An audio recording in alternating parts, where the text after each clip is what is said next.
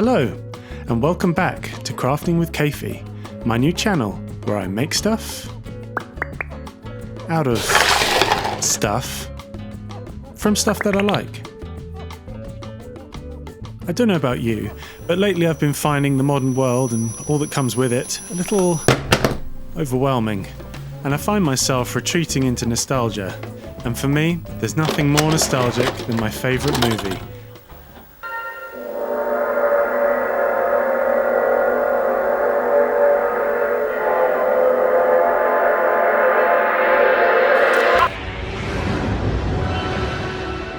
Wait! The lighthouse! I see it!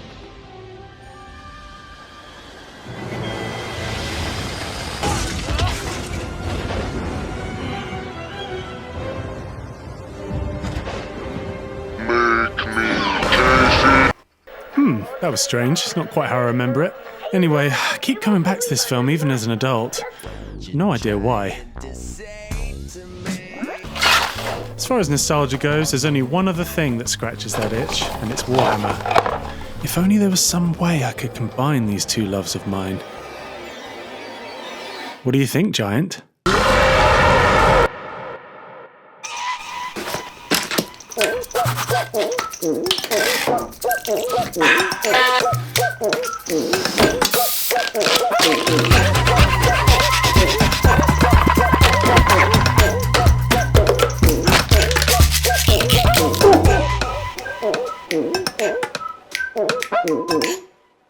Okay, now I have the general idea, it's time to start sketching it out. The plan is to turn the Giant into a sort of Warhammer Sentinel. Piloting it, we'll have Kent Mansley chasing down poor little Hogarth. Because Kent needs to be able to fit inside the head, it's going to have to be really quite large. Something big, Marv. For my toy collectors out there, these are 1 to 12 scale figures. Welcome to downtown Coolsville. To work this out, I think I need to get the characters ready. And first things first, that means removing this wedding ring, just to ensure Kent's loneliness. And next, I'm just going to remove some material from his legs. Shave a little meat off the old kneecap. Partly to help them bend, and partly just because I don't like him. So here are the domes I have available. I'd like to use a pre-made dome, but I don't think it's quite big enough. So it looks like I'm going to have to make one. It's the monster! For this, I'm going to use one of these giant baubles. So first things first, I need to cut it in half. Beautiful. After one failed attempt, I'm going to give that another shot. I'm getting slightly concerned with the amount of silver dust I'm getting sprayed with though. So I'm going to quickly set up the hoover and try this again. It's as simple as... It's as simple as cutting it in half. Nice. Now that I've got the basic shapes, I'm going to do another quick measure and start cutting it down to size. And yeah, that's starting to look like something. The sides are a little thin though, so I'm going to quickly thicken them up with some of my trusty red craft foam. The only problem with craft foam is it doesn't make a great surface to paint, so I'm going to quickly line that with some plastic from a bottle, and then I'm ready to start adding some details. Just doing some quick calculations here. One cut like that. It's always nice to be humbled by your own lack of math skills, isn't it? Next, I'm going to mark up wherever I'm going to be making cuts or sticking things down. And now that's done, I think I'm ready to start cutting. For the eye sockets, I'll be using my crappy drill, along with this circular bit.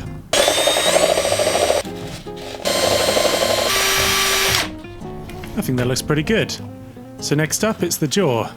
This is slightly more complicated, but thankfully I still have the bottom of the tub that I use for the rest of the head, so that fits quite nicely.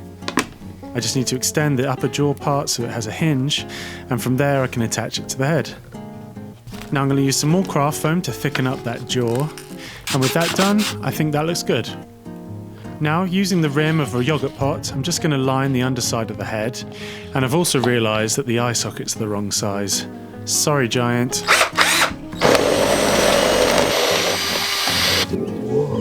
For the jaw screws, I'm going to use these caps from these terrible paints I bought last year, and then inside there I'm going to put these little black screws to complete the look.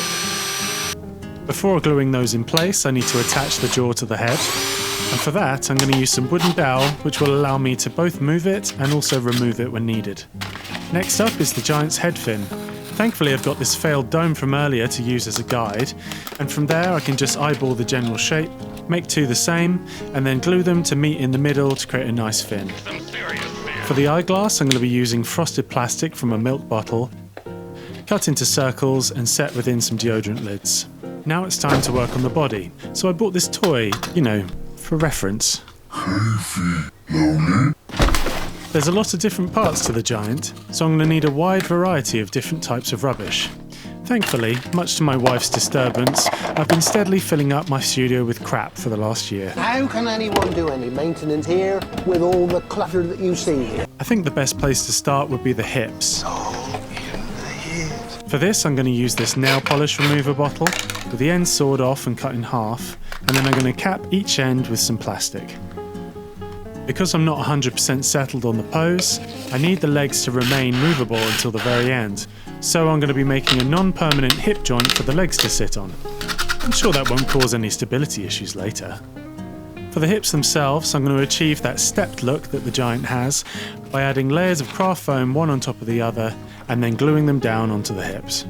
The next job is an easy one. I just need to make some holes for the legs. Ow. Oh, that's not right. Fudge. And after that skillful execution, I'm ready to fit the hip joint and the axle. For the top of the legs, I'm going to be using these distinctive bubble bath lids, cut to shape to look like the giant's shoulder guards. Matey, clean funds, clean kids, and a clean bath. I'm going to need lots of little detail pieces for the robot, so I'm going to very carefully open up this camera.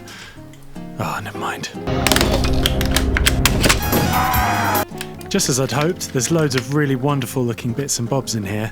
I think adding some haphazard mechanical details like those will really help sell the idea that Kent has killed and then repurposed the giant's body. Speaking of Kent, I think it's time to start thinking about his cockpit. I picked up a few toys from the local charity shop. It's great using toys because you get lots of details for free, and on this craft I'm going to want lots of control panels and buttons and bits and bobs like that. Now I've got some stuff to work with, it's time to jump into the body and also back to the legs. For the leg joints I'm going to be using these smaller baubles, Magnet balls. glued at angles between different lengths of tubing. Now that I'm happy with the general structure, I'm just adding some craft foam strips to give the look of metal couplings. Next I'm adding the ankles, and then it's time to think about the giant's feet. Well, I say feet, I'm actually going to be using his hands instead of feet. The giant's feet I think would be disproportionate for this craft, but I could just about get away with the hands. Now there's something these fingers remind me of. Aha! I don't know why I have highlighters, because I'm not a primary school teacher, but thankfully I found a good use for them here. And for the bones I'll be using dry wipe markers. Again, not a primary school teacher. You gotta put a ring on it. Eeny, meeny, miny, mo. Are they fingers or are they toes? Next I'm just adding some hydraulic details to the ankles, and then it's time to start adding some bits and bobs.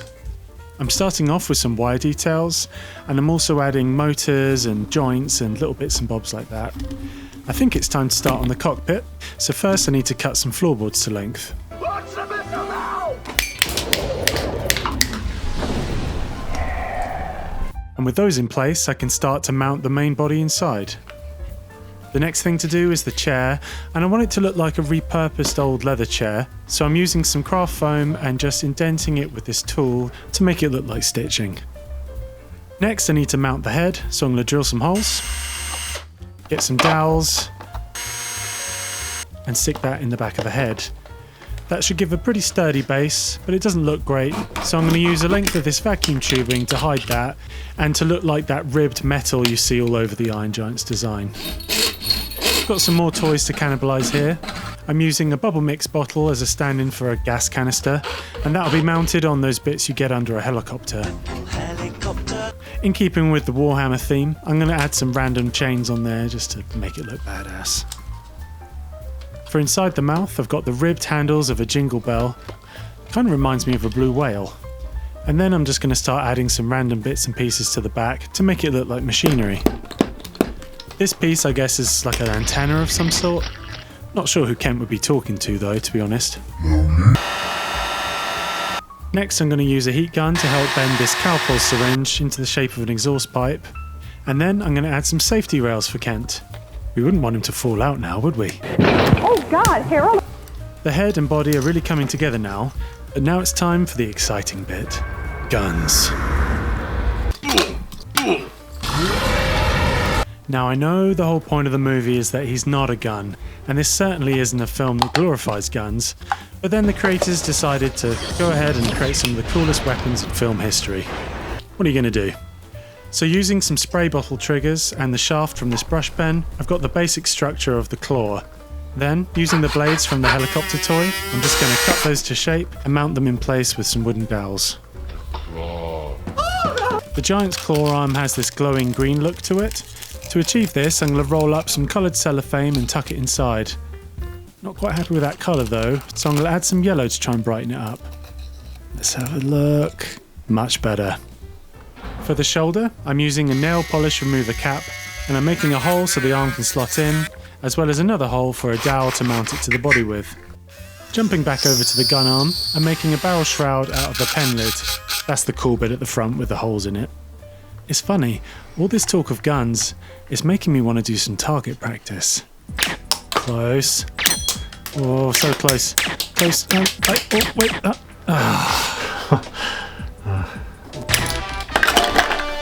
I always get my man. Now that that important job is finished with, it's time to move on to making the spinny thing that sits on top of the gun. I'm not 100% sure what it's supposed to be, but I think it's essentially a weaponised humming top. What we've got here is a humming top. Next, it's time to start adding some more details to the claw arm.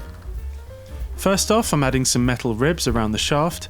Then I'm going to add a whole bunch of cogs and gears to give it the look of an overly complicated, improvised mechanism. That's looking pretty good now, but the gun isn't quite sitting right. I think it's because the body of the gun in the Iron Giant is supposed to come out from his split forearm. So here I'm making a basic net out of cardboard, just to give the gun a more angular look. Now I'm happy with the main structures, I'm going to start adding some more detail in the way of electronic bits and bobs and general mechanical gubbins. My overall goal here is just to sell the idea that Kent has somehow destroyed the giant, taken the parts and then repurposed them into this weaponised walker. So that's going to mean lots of bits and pieces stuck on, things like wires, metal plates, rivets, basically anything to set it apart from the original design. One original feature I will be keeping, however, is his iconic head dent. For that, I'm simply going to use a heat gun to soften the plastic and then use my finger to punch it in. I think it looks pretty good. It's that bump on your head. Now, I've been trying to think of a way of spending all these YouTube royalties. I think I've finally come up with a good idea. The giant's a little bit top heavy at the moment, so I'm hoping by weighing down his feet a bit, that will help counteract that. Oh, and be sure to get some of that scalding hot glue all over your fingertips. Got to top up that crispy exoskeleton. And now I superglued my whole entire hand together. And with that done, I'm ready to glue the joints in place. Whew, this place is a mess. Let's clean up.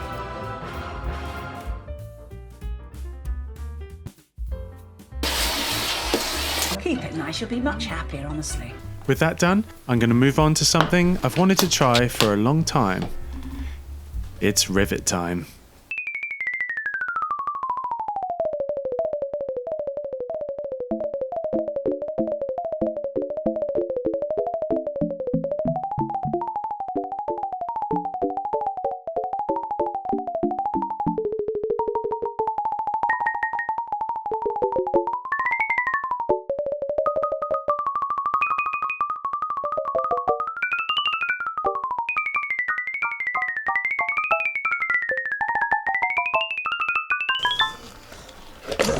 Now that our big bot boy is abundantly bumped, it's time to add some battle damage.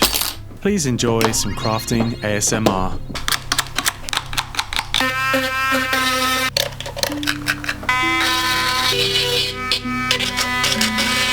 And with that, the main craft of the giant is done. Now, let's see about putting some power in this robot. Okay, I'm going to be honest with you. I didn't really listen in science or design technology at school, so electronics is pretty alien to me. However, with the power of Google and a little bit of research, I think I have enough of an understanding to wire up my giant. Well, close enough anyway. The plan is to fit a series of LEDs across the craft. I want to put one in each eye, 2 red ones in his mouth, a white one to get the arm to glow, and finally a flickering one at the back to look like fire coming out of the exhaust pipe. Before I go ahead and fit any of this, I'm just going to do a quick test using this breadboard. For the exhaust light, I'm going to steal this flickering LED out of this LED candle. I'm just going to check it's got the same power needs. Yep, that works fine. So now I'm happy with that, I can add the other white LEDs before figuring out which resistors I'm going to need for my coloured LEDs. Just as a quick side note, I wouldn't usually advocate playing jazz with electronics. That doesn't always go so well. Now that I've got all that figured out, it's time to start loading it into the model. I kind of wish I'd thought about this a little more whilst making the model, because now what it means is I've got to make a whole bunch of ugly holes all over the craft and try and route the wires inside. Oh yeah, and things like this can happen too.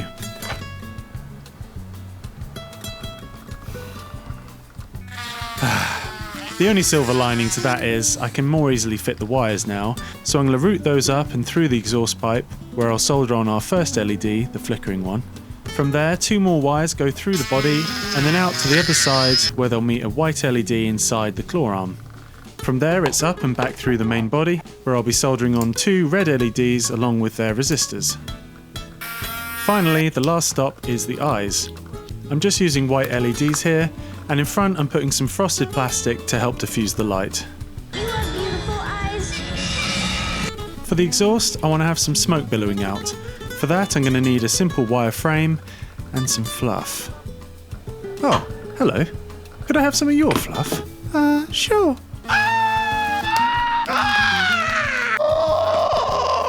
Thanks, little buddy. No problem. Now, with my freshly harvested fluff, I can start gluing it in place with a hot glue gun onto the metal frame. And with that, the wiring is done.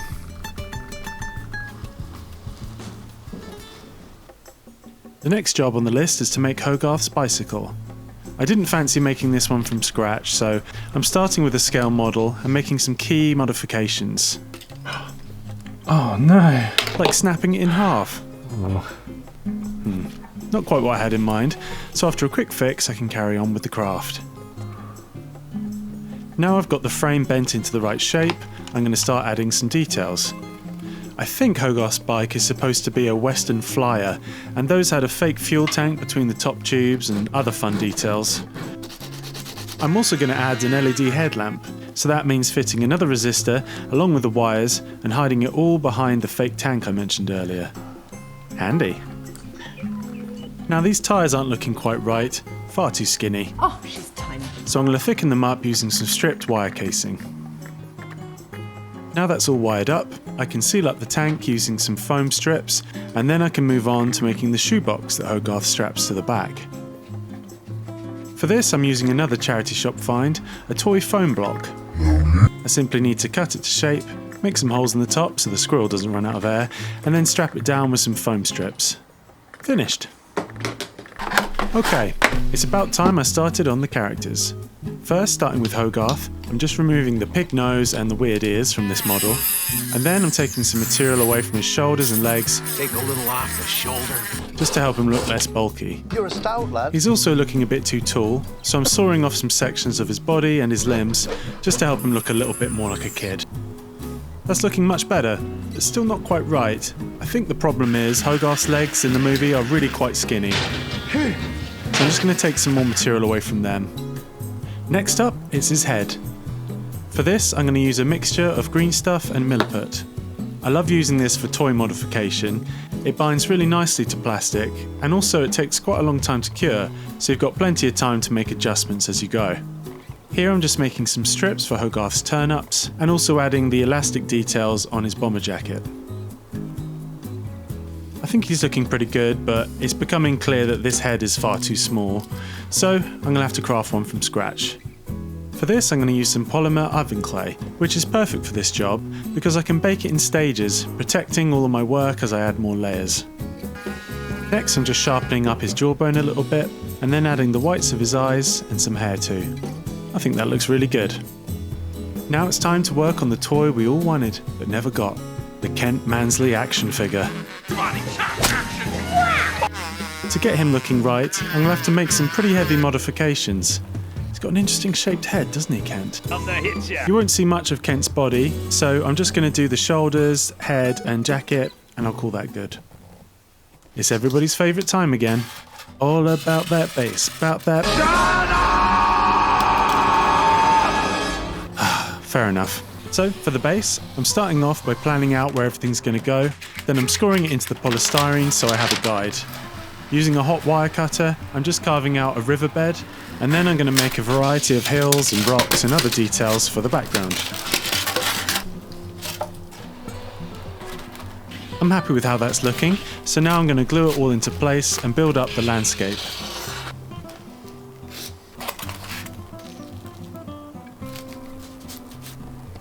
The polystyrene has a horrible texture, and it also doesn't take paint very well, so I'm going to coat the entire exterior in some sculptor mould.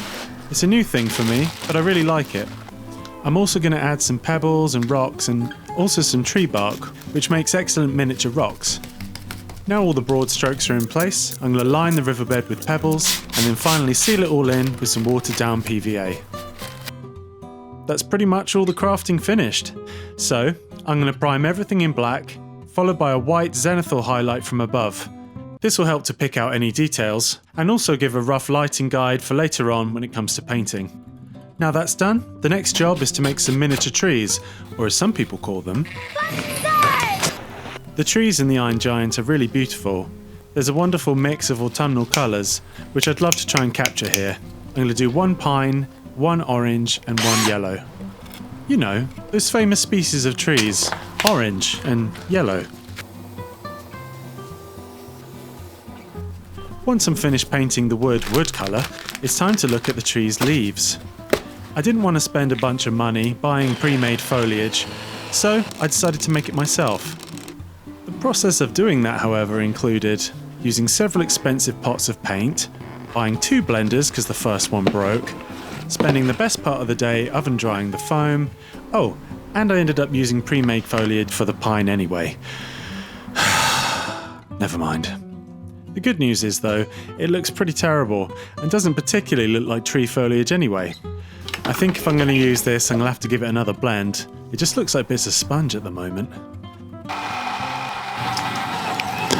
While that nutritious smoothie is drying off, I'm going to add some static grass to the pine to stand in for needles, and also some flock to the yellow and orange trees too. Now that our freshly blended orange foliage is dry, I'm going to add a little bit more of that to the big tree, and with that, I'm going to call them done. Before I can start adding resin or static grass or anything like that, I need to get the underlying colours down. So I'm starting off by blocking in the main colours, and I'm trying to achieve that warm autumnal look that you see in the movie. Next I'm going to dry brush the rocks just to bring out the details, and I'm also stippling in some green colour to suggest moss on any shaded areas and also on the riverbed.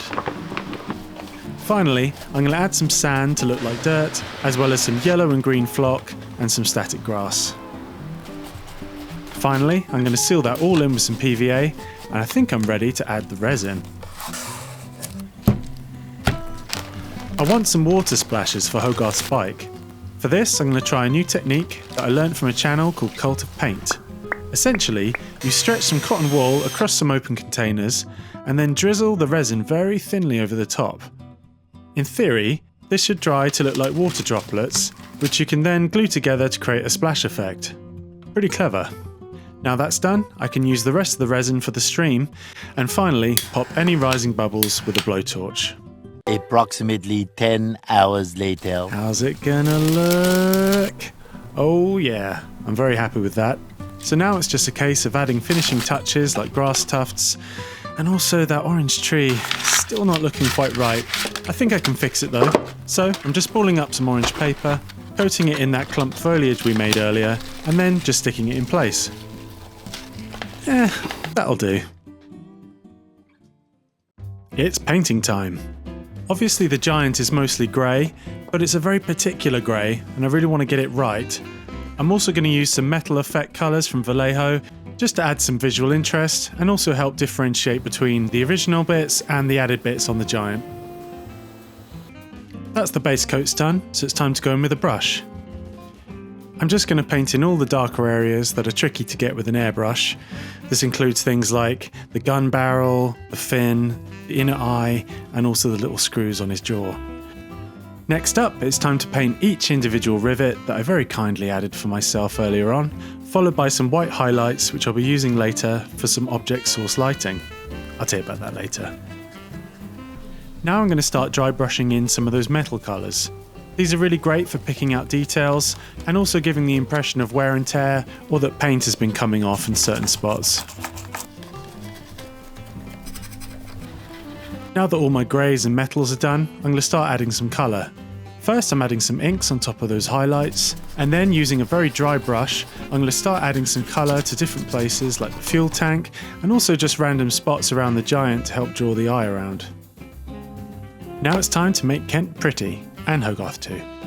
Starting with the skin tones, I'm just going to block those in, followed by the white of his shirt collar, Hogarth's eyes, and then the other general clothing colours too.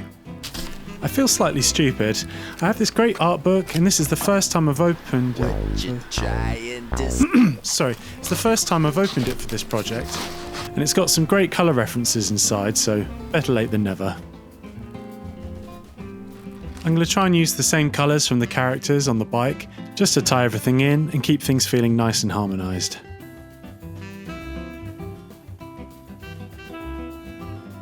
Here I'm using some of those metal colours again for the handlebars, the spokes and Kent's belt, and for the finer details I've treated myself to a set of sable brushes which I have to say are really rather nice for doing those really tiny details. Now all the main painting's done, I'm ready to move on to doing some oil washes. For those who don't know, oil washes are basically oil paint that you thin down really thin with some white spirit, and then you paint it over the entire surface, and it runs into all the little cracks and nooks and crannies. It creates really deep shadows and also helps pick out details. Another great thing about them is, if you're not happy with what you've done, you can just wipe them off with some tissue soaked in white spirit. I wasn't quite happy with Hogarth's expression, so I've tried painting that again and yeah, that's better. And I also just wanted to give Kent some pupils. Now that's done, I'm just going to dry brush in some slightly brighter colours here and there to help lift areas and give a sense of lighting. Jumping back over to the airbrush, next I'm just going to spray in some subtle colour filters using some game ink, and also just to add some extra shadows here and there too. Oh yeah, while I'm here, I may as well finish off the object source lighting. This is a technique where you basically spray in a highlight, then spray a coloured ink on top, and it gives the look of light coming from a specific source. Simple. Finally, I'm just going to spray this smoke to look more smoky, and then that's it. I can remove the tape, and we are done. And we're pretty much there. I just want to take this moment to say a big thank you if you've made it this far into the video. As a new channel, every interaction really helps, so if you enjoyed this, please consider subscribing, let me know what you thought in the comments, and maybe even share with a friend. I'd also like to say a big thank you to my patrons who have patiently stuck with me. This video's taken a little while to get out there, so I really appreciate you guys. If you want to support the channel, come join Kayfie's Craft Club on Patreon. Now we're into the final touches. I'm just going to add some diorama FX, which is basically water texture on top of the resin, because it shouldn't really be that smooth if he's just ridden a bike through it, now should it? I'm also just going to brush on a little bit of resin here and there, places like Hogarth's eyes, underneath the bike to suggest water splashes, and on the giant's feet too. To give the sense of little droplets of water hitting the surface, I'm going to paint some little white dots all over the stream, and anywhere where the water might be breaking, like against rocks sticking out of the surface. All that's left to do now is to hide away the wires, and we are done. Time for the beauty shots, and of course, a song.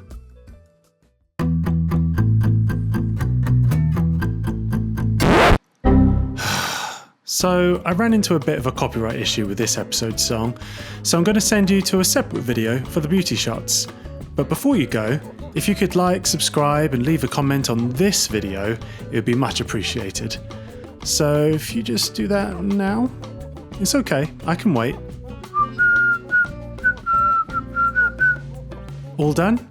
Then simply click the video on screen for the beauty shots. See you next time.